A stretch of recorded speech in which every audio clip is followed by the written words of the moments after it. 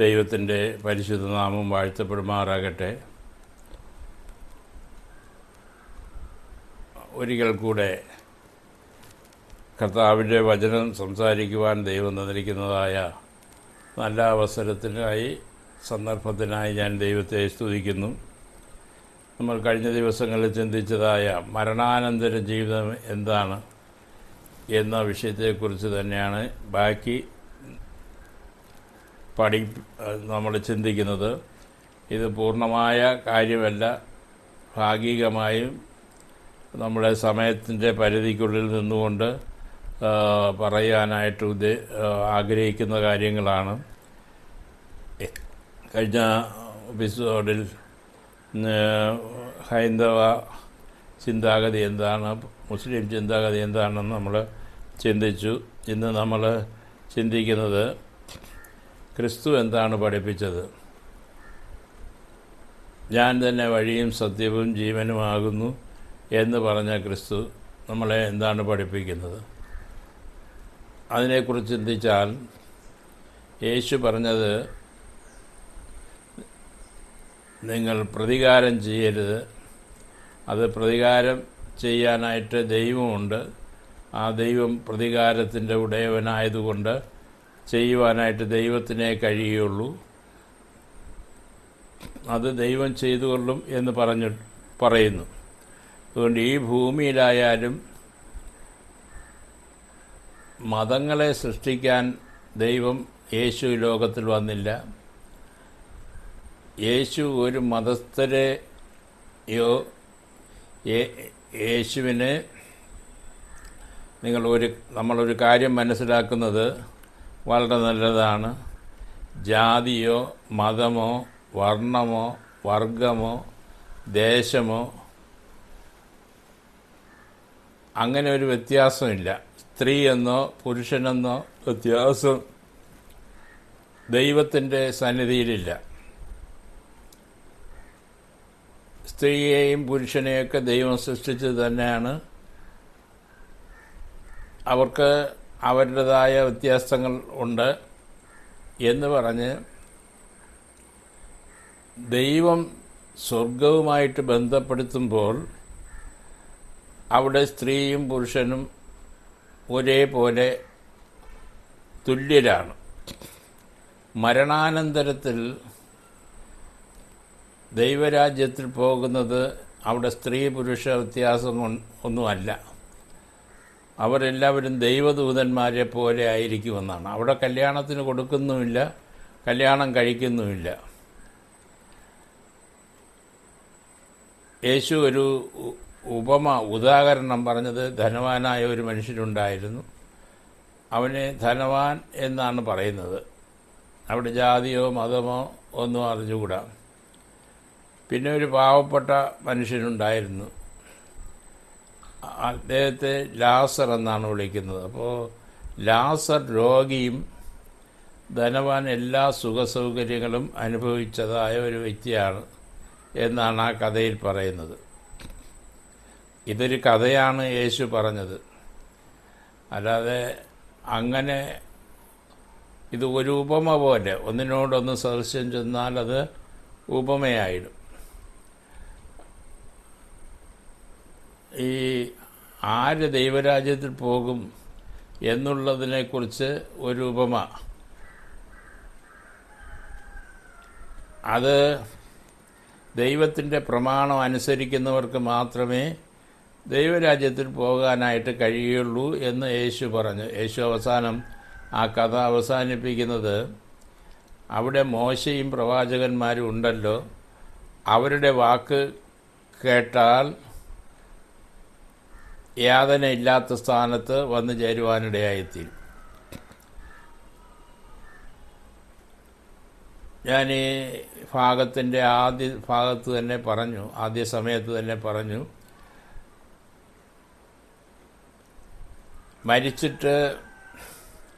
മരിച്ചതായിട്ടുള്ള ആളുകൾ, ഉയിരോടെ വന്ന ആളുകൾ, അതായത് മരിച്ച് നമ്മൾ അടക്കം ചെയ്യുന്നതിന് വേണ്ടി കുഴിയൊക്കെ വെട്ടി നമ്മുടെ സാധാരണ രീതിയിൽ പറഞ്ഞാൽ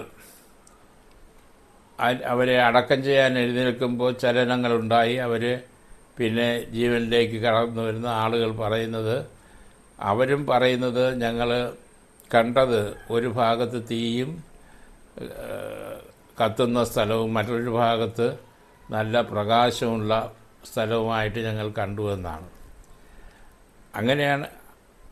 അങ്ങനെയാണ് അവരും കണ്ടത്. അതുതന്നെയാണ് യേശു പറഞ്ഞത്. ധനവാനായ മനുഷ്യനോട് പറഞ്ഞത്, നീ ഒരു സമയത്ത് സുഖവും ഒക്കെ ഇവിടെ അനുഭവിച്ചു, നിൻ്റെ ഇഷ്ടം പോലെ നടന്നു. പക്ഷേ ഇപ്പോൾ നീ അവിടെ യാതന അനുഭവിക്കുന്നു. ഇപ്പോൾ ഇനി മാനസാന്തരപ്പെടുവാനായിട്ട് കഴിയില്ല. നിനക്ക് മാനസാന്തരപ്പെടാനുള്ളതായ സമയമുണ്ടായിരുന്നു. പാപം എന്ന് പറയുമ്പോൾ ദൈവത്തിൻ്റെ കൽപ്പന ലംഘിക്കുക, അനുസരിക്കാതിരിക്കുക, അതാണ് പാപം എന്ന് ബൈബിളിലെ വിവക്ഷിക്കുന്നത്. ഇത്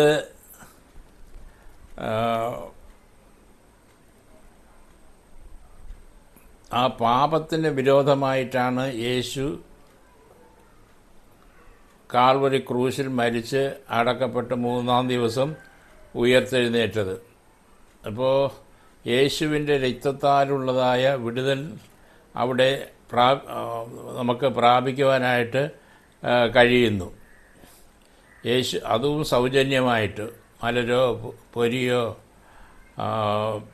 വഴിപാടുകളോ നേർച്ചകളോ കാഴ്ചകളോ ഇതെല്ലാം ഇവിടെ പിന്നത്തേതിലുണ്ടാക്കി വെച്ച് ആളുകളെ പറ്റിക്കുന്ന ഒരു രീതിയാണ്.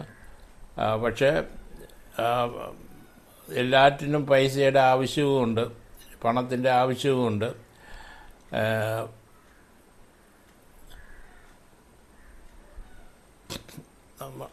ഈ യേശു ധനവാന്റെയും ലാസറിൻ്റെയും കാര്യം പറയുമ്പോൾ ധനവാൻ ഒരു ദയാലുവും കൂടെ ആയിരുന്നു.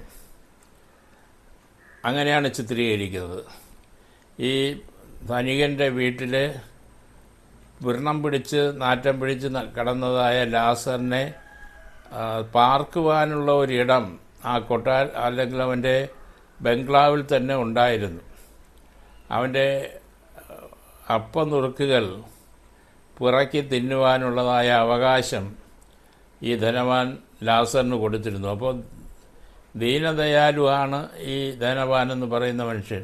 അപ്പോൾ നമ്മൾ ചിന്തിക്കണം, അതുകൊണ്ട് മാത്രം സ്വർഗത്തിൽ പോകുമെന്ന് ബൈബിൾ പഠിപ്പിക്കുന്നില്ല. എല്ലാവർക്കും ഇവിടുന്ന് വല്ലതും വിറ്റും ഒക്കെ പറയ്ക്കുകയും ദൈവത്തിന് വേണ്ടി കൊടുത്തു, പള്ളി വച്ചു, ഒരു കോട്ട കെട്ടി, ഇതിലൊന്നും ദൈവത്തിന് പ്രസാദമില്ല. കർത്താവ് പറഞ്ഞത്, ഒരു മനുഷ്യൻ സർവ്വലോകവും നേടിയാലും അവൻ്റെ ആത്മാവിനെ നഷ്ടമാക്കിയാൽ അവന് ലാഭമില്ല. അവൻ സാധാരണ ഒരു പാപിയെ പോലെയാണ്. അതുകൊണ്ട് യേശു പഠിപ്പിക്കലിൻ്റെ വ്യത്യാസം എന്ന് നമ്മൾ ചിന്തിക്കുന്നത്,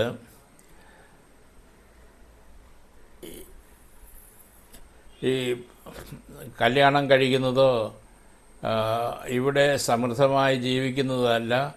മനുഷ്യൻ പാപം കൂടാതെ ജീവിക്കുകയും യേശുവിനെ പിൻപറ്റി ജീവിക്കുകയും യേശുവിൻ്റെ കൽപ്പനകളെ പ്രമാണിക്കുകയും ചെയ്യുക, അതാണ് വ്യത്യാസം. അവിടെ നേർച്ച കാഴ്ചകൾക്കൊന്നും ഒരു കാര്യവുമില്ല.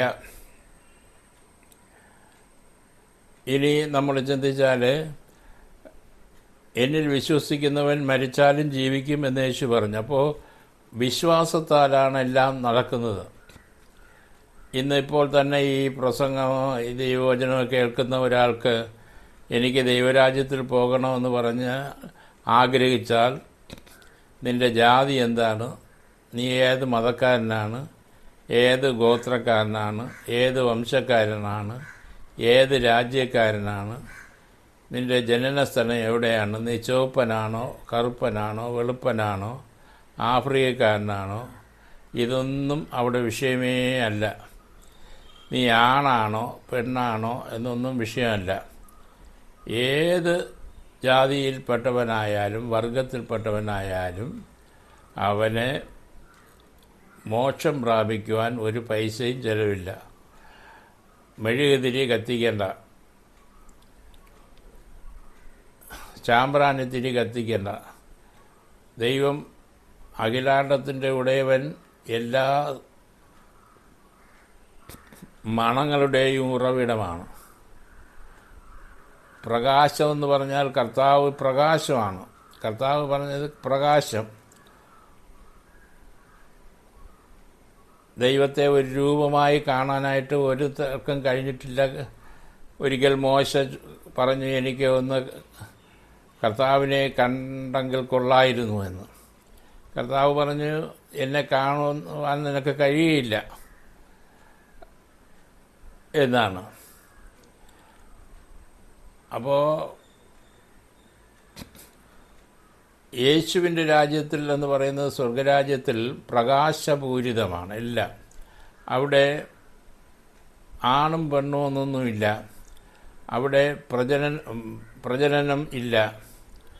എല്ലാവരും ദൂതന്മാരെ പോലെ സന്തോഷമായി ആടിപ്പാടി ദൈവത്തെ ആരാധിച്ച് പറന്ന് നടക്കുന്നു. ഇതാണ് സംഭവിക്കുന്നത്. അതിന് ഒരുപാട് പ്രക്രിയകളുണ്ട്. ഒരു ദിവസം യേശു വരും. യേശു വരുമ്പോൾ വിശുദ്ധന്മാർ ഉയർത്തെഴുന്നേൽക്കും.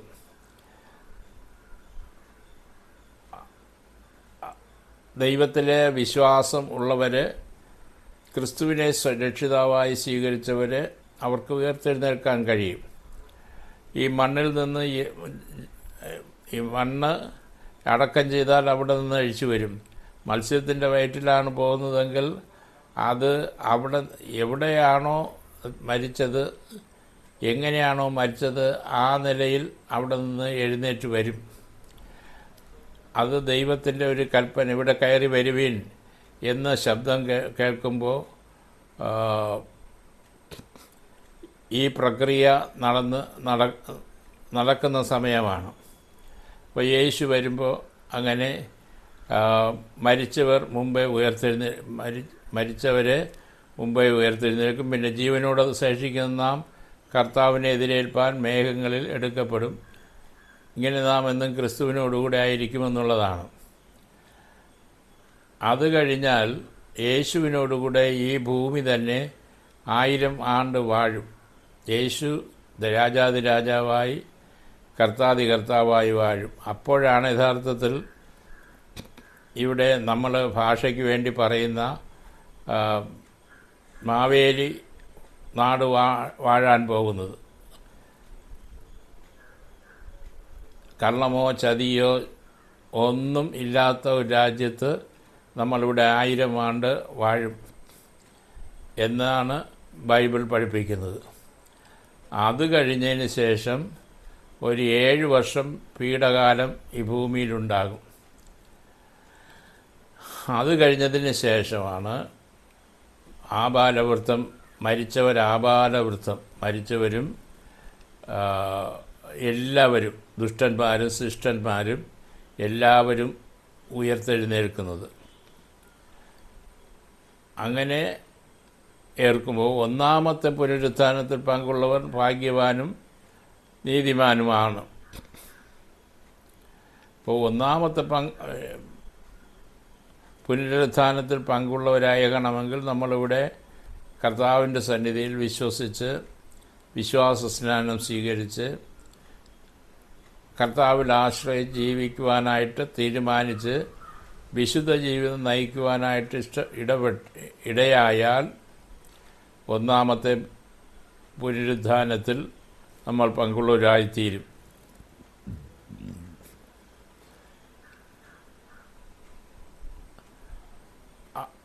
പിന്നെ ഈ ന്യായവിധി. ആ ന്യായവിധി എന്ന് പറഞ്ഞാൽ ഈ ഭൂമിയിൽ മനുഷ്യൻ ജീവിച്ചിരുന്നപ്പോൾ ജന്മമൊന്നുമില്ല. ഒരിക്കൽ ജനിക്കുകയും പിന്നെ ന്യായവിധിയും മനുഷ്യന് നിയമിച്ചിരിക്കുന്നു. ഒരു ജനനം തന്നെ. ഈ ലോകത്ത് ഒരിക്കൽ ജനിക്കുന്നു, പിന്നെ മരിക്കുന്നു. ഈ മരിക്കുന്ന മനുഷ്യർ, ഞാൻ ഇടയ്ക്കിടയ്ക്ക് കയറി പറയുന്നത് എല്ലാം ഒരുമിച്ച് ഒരു വരിയായി പറഞ്ഞാൽ മണിക്കൂറുകളോ ദിവസങ്ങളോ എടുക്കും. അതുകൊണ്ട് ക്ഷമിക്കുക. ഇവിടെ മരിക്കുന്ന ആളുകൾ രണ്ട് തട്ടിലാണ്. ഒന്ന്, അവിശ്വാസികൾ, ദൈവത്തെ നിഷേധിക്കുന്നവർ. അവർ മരിച്ചാൽ അവിടെ അടക്കപ്പെടും, അവരവിടെ കിടക്കും.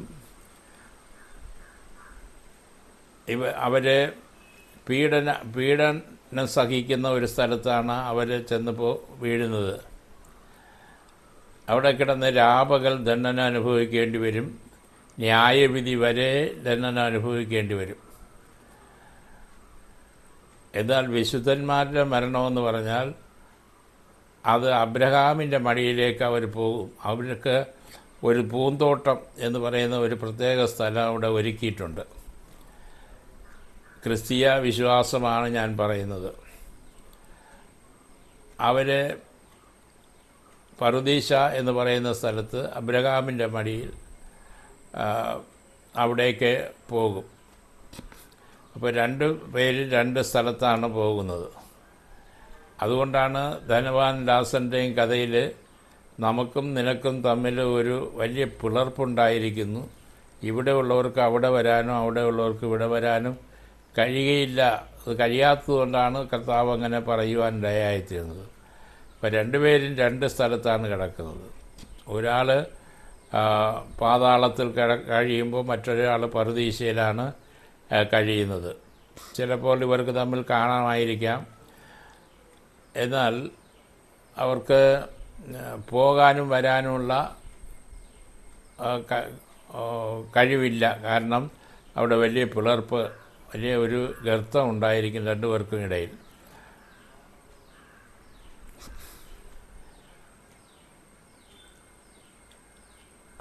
അപ്പോൾ ഒന്നാമത്തെ പുനരുത്ഥാനത്തിൽ പങ്കുള്ളവർ ഭാഗ്യവാനും നീതിമാനുമാണ്. രണ്ടാം എണ്ണത്തിൽ അവർക്ക് അവകാശമില്ല. ഇനിയും എല്ലാവരും കൂടെ കൂടുന്ന ഒരു സമയമാണ് യേശു ഒരു ഉപമയിലൂടെ പറഞ്ഞത്. ചെമ്മരാടുകളെയും കോലാടുകളെയും തമ്മിൽ വേർതിരിക്കുമ്പോൾ ചെമ്മരാടുകളെ വലത്തും കോലാടുകളെ ഇടത്തും നിർത്തി അവിടെ അങ്ങനെ വേർതിരിക്കുന്നത് പോലെ ഒരു വേർതിരിവ് അവിടെ ഉണ്ടാകും. ദുഷ്ടന്മാർക്ക് അവരുടെ പ്രവൃത്തിക്കടുത്ത വിധിയുണ്ടായി, ന്യായവിധി. അവിടെ ഒരു ന്യായാസനമുണ്ട്, അവിടെ ഒരു ന്യായ പുസ്തകമുണ്ട്, അവിടെ ന്യായാധിപനുണ്ട്. ഓരോരുത്തൻ്റെയും പേര് വിളിക്കുമ്പോൾ അവൻ്റെ പേര് ജീവൻ്റെ പുസ്തകത്തിൽ ഉണ്ടോ എന്ന് നോക്കും. ജീവൻ്റെ പുസ്തകത്തിലുള്ളവർക്ക് ന്യായവിധി ഇല്ല, അവർക്ക് ന്യായവിധി അനുഭവിക്കേണ്ടതായിട്ട് വരുന്നില്ല. അവർ ഈ ഭൂമിയിൽ ചിലപ്പോൾ കഷ്ടപ്പാടുകളും വേദനകളും അനുഭവിക്കുന്നത് തന്നെ അവരുടേതായ ന്യായവിധി എന്ന് ഊഹിക്കുന്നു ഞാനും.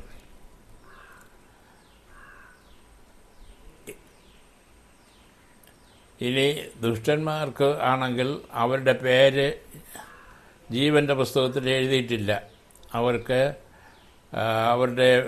അവരെ ആരെങ്കിലും ചിലപ്പോൾ ഞാനെന്ത് തെറ്റ് ചെയ്തു എന്ന് ചോദിച്ചാൽ അവർ ജനിച്ചത് മുതൽ മരിക്കുന്നതുവരെ അവർ ഈ ഭൂമിയിൽ ചെയ്ത കാര്യങ്ങളെല്ലാം അവർക്ക് സ്ക്രീനിലെന്ന പോലെ കാണാൻ കഴിയും. അപ്പോൾ തന്നെ നരകത്തിലോട്ട് പോകേണ്ടവരങ്ങ് പൊയ്ക്കൊള്ളും എന്നാണ് ഒരു അനുമാനം. അതൊരു അനുമാനമാണ്. എന്നാൽ ഇവർക്ക് തക്കതായ ന്യായവിധി അവിടെ ഉണ്ടാകും രണ്ട് കൂട്ടർക്കും. ജീവപുസ്തകത്തിൽ പേരെഴുതി കാണാത്തവരും പേരെഴുതിയവരും. ഇനി ജീവൻ്റെ പുസ്തകത്തിൽ പേര്, പിന്നെ ഓർമ്മയുടെ പുസ്തകം എന്ന പുസ്തകം, അതാണ് ഞാൻ ആദ്യം പറഞ്ഞത്. ഇവരെന്ത് തെറ്റ് ചെയ്തു എന്ന് ആരെങ്കിലും ചോദിച്ചാൽ ചിലപ്പോൾ അവനെ ഓർമ്മയുടെ പുസ്തകത്തിൽ നിന്ന് ഇന്ന മാസം ഇത്രാം തീയതി ഇന്ന സ്ഥലത്ത് വെച്ച് ഇന്ന സമയത്ത് നീ ഇന്ന പാപം ചെയ്തിട്ടുണ്ട് എന്ന് പറഞ്ഞ് അവരെ ഓർമ്മപ്പെടുത്തും. അപ്പോൾ അതെനിക്ക് അറിഞ്ഞുകൂടായിരുന്നു എന്ന് പറഞ്ഞാൽ അവർക്ക് വേദപുസ്തകം, അവിടെ സത്യവേദപുസ്തകത്തിൻ്റെ പകർപ്പുണ്ടായിരിക്കും. ആ പുസ്തകം എടുത്ത് കാണിച്ചു കൊടുക്കും. ഇവിടെ മോശയും പ്രവാചകന്മാരും എത്രയോ പ്രാവശ്യം പ്രസംഗം കേട്ടിട്ടുണ്ട്, ദൈവവചനം ശ്രദ്ധിച്ചിട്ടുണ്ട്, പക്ഷേ നീ അത് കൂട്ടാക്കിയില്ല, ഗ്രഹിച്ചില്ല. അതുകൊണ്ട് നിനക്ക് ഈ തിന്മ, ഈ ഇന്ന് നീ അനുഭവിക്കുന്നതായ തിന്മയ്ക്ക് നീ പാത്രീഭൂതനാണ് എന്ന് അവനെ പറഞ്ഞ് മനസ്സിലാക്കുന്നു. അവൻ അറിയാതെ തന്നെ അവന് വേണ്ടി ഒരുക്കിയിരിക്കുന്ന നരകത്തിലേക്ക് അവൻ പോവുകയും ചെയ്യുന്നു. ഇപ്പോൾ ക്രിസ്തീയ വിശ്വാസത്തിൻ്റെ അടിസ്ഥാനത്തിൽ ഇതാണ് മരണാനന്തര ജീവിതത്തെക്കുറിച്ച് പറയുന്നത്. ഇനി ഒരു സംഭവമുള്ളത് പിശാച്. ഇവിടെ സകല തിന്മയുടെയും, കൊലപാതകത്തിൻ്റെ, പിന്നെ മയക്കുമരുന്നിൻ്റെ, മദ്യത്തിൻ്റെ എന്ന് വേണ്ട എന്ത് തിന്മയാണോ ഇവിടെ ഉള്ളത് അതിൻ്റെ എല്ലാം നേതാവാണ് സാത്താൻ എന്ന് പറയുന്ന പിശാച്. ഇവൻ്റെ അതായത് ചില ആളുകൾ പറയുന്നത് പോലെ ചിലപ്പോൾ 30 കോടി ആളുകൾ കണ്ടെന്നിരിക്കാം, അതിലും കൂടുതൽ കണ്ടെന്നിരിക്കാം. എന്നാൽ ഇവരെ പിടിച്ചു കെട്ടി തീപ്പൊയ്കയില്ലേ, നിത്യമായ തീപ്പൊയ്കയാണത്. യേശുക്രിസ്തു വാഴുന്ന സ്വർഗരാജ്യത്തിൽ അനീതിയില്ല, തിന്മയില്ല. അവിടെ ദൈവത്തിൻ്റെ ന്യായപ്രമാണം അനുസരിച്ച് ജീവിക്കുന്നവർ മാത്രമുള്ളതുകൊണ്ട് അവിടെ തിന്മയുടെ പ്രശ്നം ഉദിക്കുന്നില്ല. ഇതാണ് പിശാചിന് വരുന്നതായ ഫലം. അപ്പോൾ പിശാചിനും ദുഷ്ടന്മാർക്കും ഒരേ പ്രതിഫലം തന്നെയാണ് ഒരുക്കിയിരിക്കുന്നത്. ഇത് ബൈബിൾ പഠിപ്പിക്കുന്നതായ കാര്യങ്ങൾ. ഇവിടെ പെണ്ണുകേസോ വഴക്കോ പ്രശ്നങ്ങളോ ഒന്നുമില്ല. എല്ലാവരും ദൈവദൂതന്മാരെ പോലെ ആയിരിക്കും എന്നാണ് ബൈബിൾ പഠിപ്പിക്കുന്നത്. പ്രിയ സഹോദരങ്ങളെ, നിങ്ങൾക്കും ഈ സമയത്ത് തിരഞ്ഞെടുക്കാം. ഞാൻ മരിച്ചു കഴിഞ്ഞാൽ എവിടെ പോകണം എന്നുള്ളത് നമ്മൾ തിരഞ്ഞെടുക്കേണ്ടതായ ഒരു കാര്യമാണ്. തിരഞ്ഞെടുക്കുവാനുള്ള ഒരു സമയമാണ് യൂട്യൂബിലൂടെ നിങ്ങൾക്ക് ദൈവം നൽകി തരുന്നത്. ആരെങ്കിലും ഇതുവരെയും മാനസാന്തരപ്പെട്ടിട്ടില്ലെങ്കിൽ നിങ്ങൾ മാനസാന്തരപ്പെടുക. കർത്താവ് പറഞ്ഞത് മാനസാന്തരപ്പെടുക, മാനസാന്തരപ്പെടുക, മാനസാന്തരപ്പെടുക എന്നുള്ളതാണ്. ആ മാനസാന്തരപ്പെട്ട് കഴിയുമ്പോൾ നമുക്കും ദൈവരാജ്യത്തിൽ മരണാനന്തരത്തിൽ കർത്താവിനോടുകൂടെ ആയിരിക്കാം എന്നുള്ള വാക്കുകളോടുകൂടെ വളരെ ചുരുക്കത്തിൽ ഈ ഭാഗത്തെ ഞാനിവിടെ അവസാനിപ്പിക്കുന്നു. കർത്താവ് നമ്മെ സമൃദ്ധിയായി അനുഗ്രഹിക്കുമാറാകട്ടെ. ആമേൻ, ആമേൻ.